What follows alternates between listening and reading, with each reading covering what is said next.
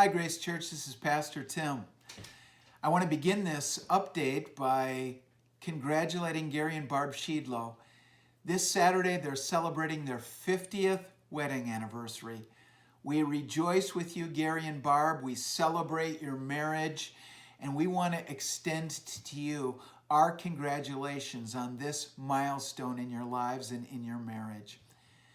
This day has been a challenging day for me. Early this morning, I discovered that my church email had been hacked. There were emails purportedly from me that were going out to a number of people in the church requesting that on my behalf they buy a gift card that they would send to an email address of a widow whose birthday I would be celebrating. That was the essence of the scam. And I'm sharing that with you for a couple of reasons. Number one is I want us to be aware that even during this COVID-19 pandemic, with all the challenges that we're facing, scams like this are on the rise. So let's be alert and let's be praying for one another during these days, as there are people who are perpetrating injustice during this time. Secondly, I want to assure you that you would never receive from me or from any of our pastoral team a request to buy a gift card on our behalf.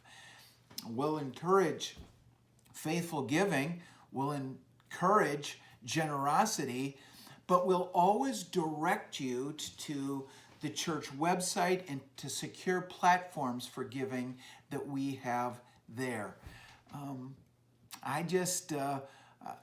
I wanted to share those two things with you, and I also wanted to say to you during this day I had to work through some agitation. I had some anger about this injustice that was being perpetrated. And it wasn't until this evening that God gave to me a sense of calm. Ann and I were praying together about all of this, and in our prayer time, Ann referenced a passage of scripture in the Sermon on the Mount at the end of Matthew chapter 5, where Jesus said, "You've heard that it was said, love your neighbor and hate your enemy. But I say to you, love your enemies and pray for those who persecute you." And so tonight, together, we did pray for those scammers, those perpetrators of this injustice that I'd had to untangle today. And it helped me. It brought me from a place of agitation to a place of contentment. It brought me to a place where I could be on mission again with Jesus. So, during this COVID-19 pandemic, I just want to say to you again, Grace Church, we love you.